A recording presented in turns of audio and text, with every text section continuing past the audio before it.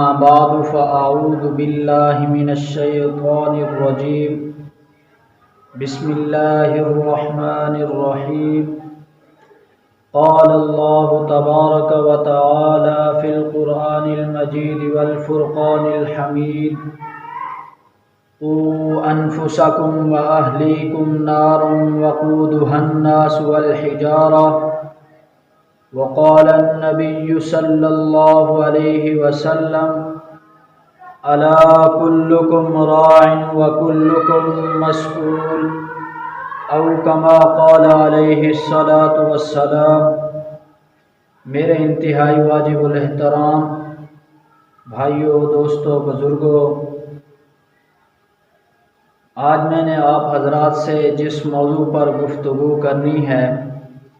وہ ہے بچوں کی ظاہری اور باطنی تربیت۔ معزز سامعین، بچے مستقبل میں قوم کے معمار ہوتے ہیں۔ اگر ان کی صحیح دینی اخلاقی تربیت کی جائے تو اس کا مطلب ہے کہ ایک اچھے اور مضبوط معاشرے اور سوسائٹی کی بنیاد ڈال دی گئی، کیونکہ بچوں کی صحیح اصلاحی دینی تربیت سے ایک مثالی معاشرہ وجود میں آتا ہے، اس لیے کہ ایک اچھا پودا ہی مستقبل میں ایک تن آور درخت بن سکتا ہے۔ اگر بچوں کی بچپن میں ہی صحیح دینی اخلاقی تربیت کی جائے تو ان کے بڑے ہونے کے بعد مستقبل میں ان سے کچھ بھلائی کی توقع رکھی جا سکتی ہے۔ اس کے برخلاف اگر ان کی صحیح دینی اور اخلاقی تربیت نہ کی جائے تو بڑے ہونے کے بعد ان سے زیادہ بھلائی کی توقع نہیں رکھی جا سکتی، اور وہ بچے جن برے اعمال و اخلاق کے مرتکب ہوں گے ان کے ذمہ دار اور ان کے قصوروار ان کے والدین ہی ہوں گے، اس لیے کہ انہوں نے اپنے بچوں کی صحیح دینی اور اخلاقی تربیت نہیں کی۔ جس طرح ان کی رہنمائی کرنے کا حق تھا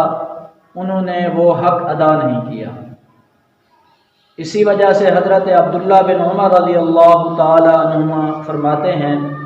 کہ حضور علیہ السلام نے ارشاد فرمایا، الا کلکم راع وکلکم مسئول، خبردار سن لو،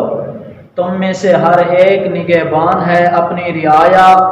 یعنی اپنے ماتحت لوگوں کا، اور تم میں سے ہر ایک سے اس کی رعایا یعنی ماتحت لوگوں کے بارے میں پوچھا جائے گا۔ عورت اپنے شوہر کے گھر اور اس کی اولاد کی نگہبان ہے، کل قیامت کے دن اس سے ان کے متعلق پوچھا جائے گا۔ نیز اولاد کی صحیح دینی اخلاقی تربیت یہ والدین کے لیے دنیا میں بھی نیک نامی کا سبب بنتی ہے اور آخرت میں بھی نجات کا سبب بنے گی۔ اس کے برخلاف بے تربیت، نافرمان، بد کردار اولاد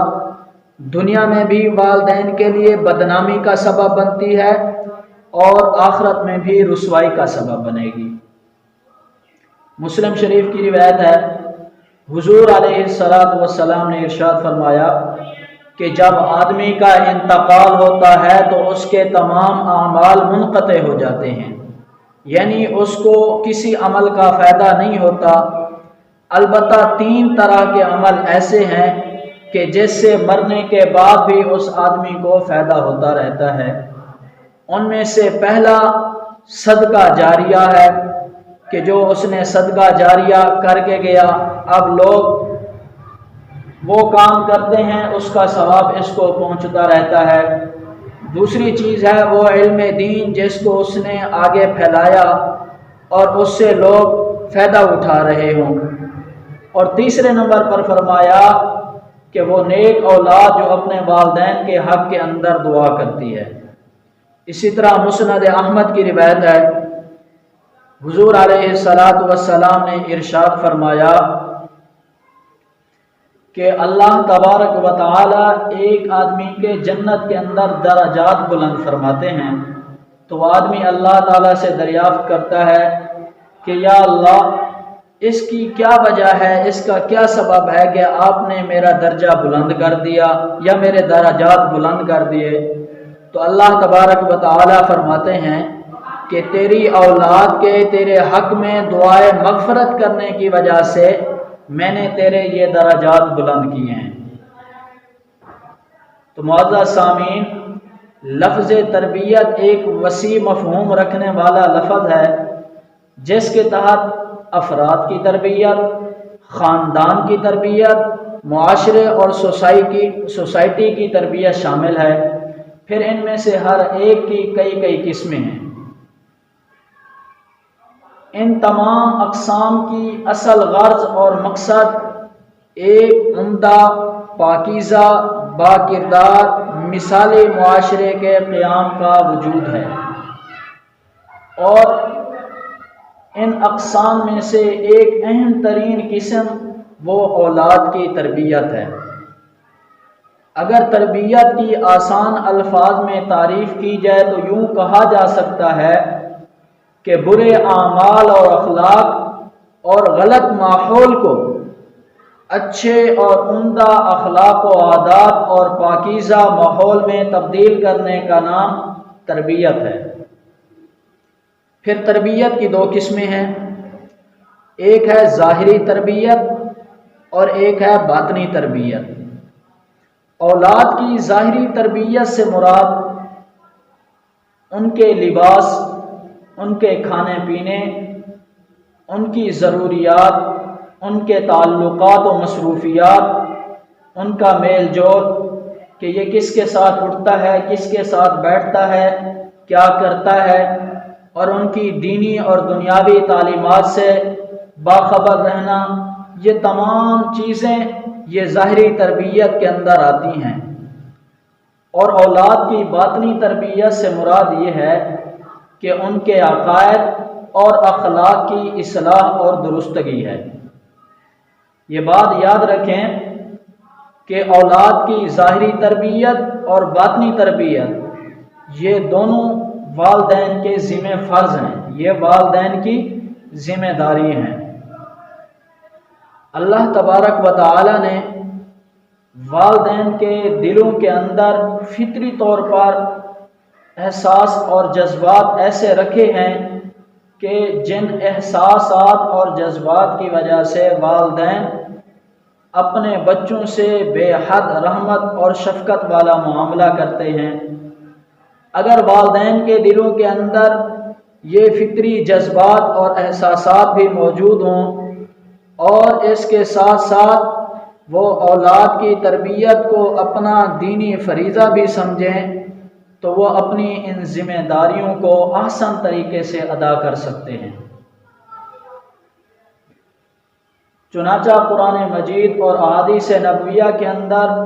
واضح ارشادات موجود ہیں اولاد کی تربیت کے اندر۔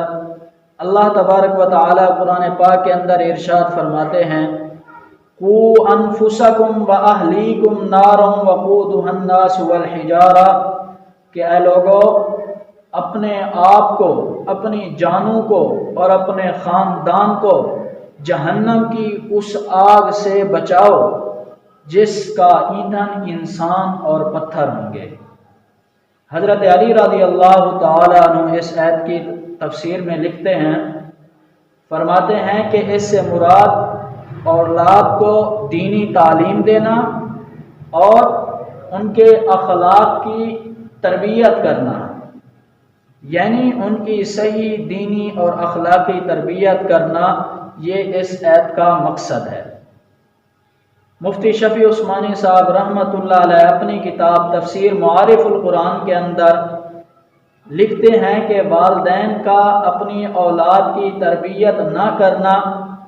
یہ بھی ایک طرح کا قتل اولاد ہے۔ چنانچہ وہ اپنی کتاب معارف القرآن کے اندر سورۃ انعام وَلَا تَقْتُلُوا أَوْلَادَكُمْ خَشْيَةَ إِمْلَاقٍ کی تفسیر کرتے ہوئے لکھتے ہیں کہ والدین کا اپنی اولاد کی تربیت نہ کرنا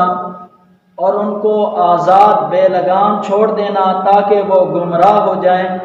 یہ بھی ایک طرح کا قتل اولاد ہے۔ تو معلوم ہوا کہ اولاد کی صحیح دینی اور اخلاقی تربیت کرنا یہ اولاد کا اولین حق ہے، اور اولاد کو بے دینی کے لیے آزاد چھوڑ دینا تاکہ ان کے اعمال، اخلاق، عقائد سب برباد ہو جائیں، یہ سراسر اولاد کے ساتھ ظلم ہے۔ اولاد کی تربیت کے بارے میں قرآن پاک کی ان آیات سے بھی معلوم ہوا کہ کتنا اہم ہے اولاد کی تربیت کرنا،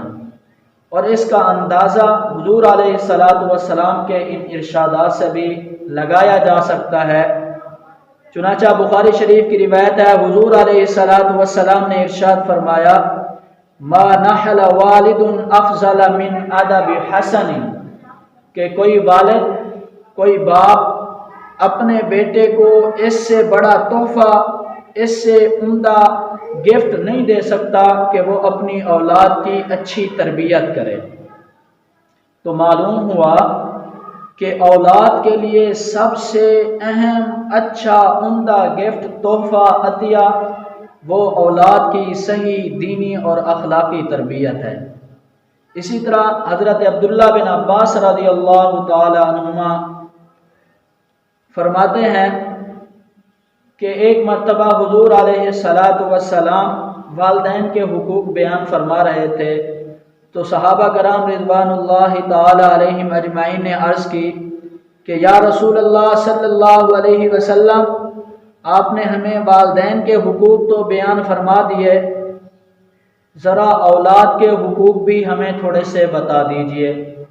تو حضور علیہ السلام نے ارشاد فرمایا کہ اولاد کے حقوق میں سے پہلا حق یہ ہے